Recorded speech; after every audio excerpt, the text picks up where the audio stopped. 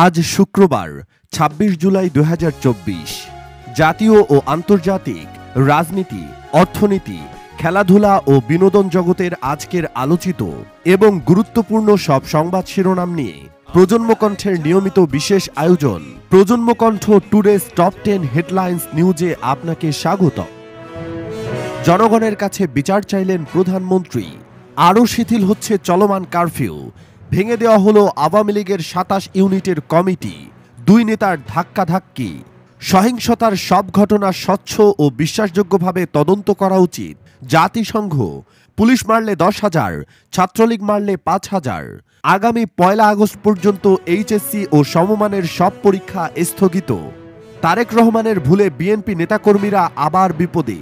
বাংলাদেশের পরিস্থিতির দিকে নিবিড় দৃষ্টি রাখছে ভারত। শুনানি চলাকালে আদালতে যা বললেন ব্যারিস্টার পার্থ। ফেসবুক, টিকটক, ইউটিউবকে তলব, কঠোর ব্যবস্থার হুঁশিয়ারি বিটিআরসির।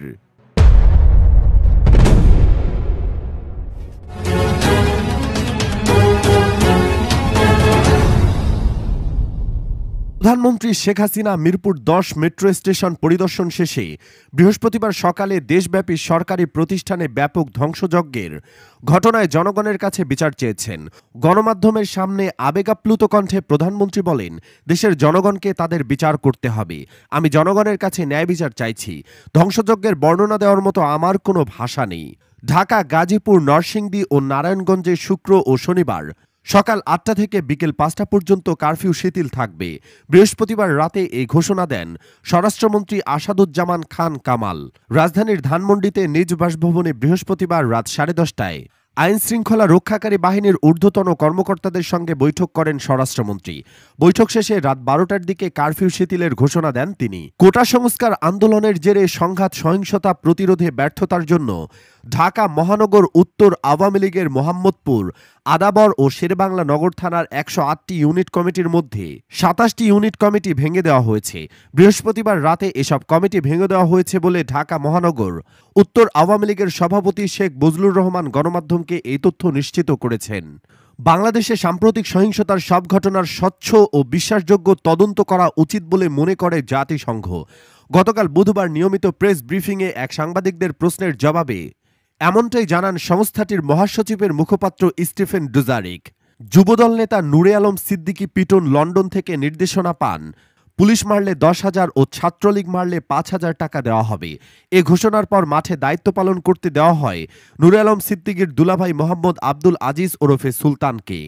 সুলতানকে গ্রেফতারের পর এমন তথ্য পেয়েছে ঢাকা মহানগর গোয়েন্দা পুলিশের সাইবার অ্যান্ড স্পেশাল ক্রাইম উত্তর বিভাগ। আগামী ১ আগস্ট পর্যন্ত এইচএসসি ও সমমানের সব পরীক্ষা স্থগিত করা হয়েছে। বৃহস্পতিবার ২৫ জুলাই শিক্ষা মন্ত্রণালয়ের এক বিজ্ঞপ্তিতে এ তথ্য জানানো হয়। এর আগে আরও ৪ দিনের পরীক্ষা বন্ধ করা হয়েছে। এদিকে আন্তঃশিক্ষা বোর্ড সমন্বয় কমিটির বিজ্ঞপ্তিতে বলা হয়, অনিবার্য কারণবশত আগামী ২৮ জুলাই অনুষ্ঠিত পরীক্ষা স্থগিত করা হলো। তারেক জিয়ার একের পর এক ভুলের মাসুল দিচ্ছে বিএনপি। দীর্ঘ ১৭ বছরের বেশি সময় ক্ষমতার বাইরে থাকা দলটি এখন নতুন করে সংকটে পড়েছে। বিএনপির মহাসচিব বলেছেন, তাদের হাজার হাজার নেতাকর্মীকে গ্রেফতার করা হয়েছে। অনেক নেতাকর্মী এখন ঘরছাড়া। কোটা সংস্কার আন্দোলনকে কেন্দ্র করে সহিংসতার সঙ্গে বিএনপির প্রত্যক্ষভাবে জড়িত থাকার প্রমাণ পাওয়া গেছে। আর এ কারণেই বিএনপির অঙ্গ সংগঠন ছাত্রদল, যুবদলের একাধিক কেন্দ্রীয় নেতাকর্মীকে গ্রেফতার করা হয়েছে। বিএনপির কেন্দ্রীয় নেতাদের মধ্যে আমির খসরু মাহমুদ চৌধুরী, নজরুল ইসলাম খান, রুহুল কবির রিজভী সহ অনেক গুরুত্বপূর্ণ নেতা গ্রেফতার হয়েছেন। অন্যদিকে গা ঢাকা দিয়েছেন মির্জা আব্বাস, গয়েশ্বর চন্দ্র রায় সহ আরও কিছু নেতা। সম্প্রতি বাংলাদেশে কোটা সংস্কার আন্দোলনকে ঘিরে সৃষ্ট পরিস্থিতিতে শীঘ্রই শান্তি ফিরবে বলে আশা করছে ভারত। একই সঙ্গে বাংলাদেশ পরিস্থিতির দিকে নিবিড় দৃষ্টি রাখছে দেশটি। বৃহস্পতিবার ২৫ জুলাই নয়াদিল্লিতে এক ব্রিফিংয়ে ভারতের পররাষ্ট্র মন্ত্রণালয়ের মুখপাত্র রণবীর জয়সওয়াল একথা জানান। আমাদের মতো যারা পজিটিভ রাজনীতি করে তাদের দেখে যেন আরও ১০টা ছেলে বাংলাদেশের রাজনীতিতে আসে। রাজনীতি বাঁচলেই বাঁচবে দেশ বলে মন্তব্য করেছেন বাংলাদেশ জাতীয় পার্টির চেয়ারম্যান ও সাবেক সংসদ সদস্য ব্যারিস্টার আন্দালিফ রহমান পার্থ। গতকাল বৃহস্পতিবার ঢাকার অতিরিক্ত চিফ মেট্রোপলিটন ম্যাজিস্ট্রেট মোহাম্মদ সুলতান সোহাগুদ্দিনের আদালতে রিমান্ড শুনানিতে তিনি এ মন্তব্য করেন।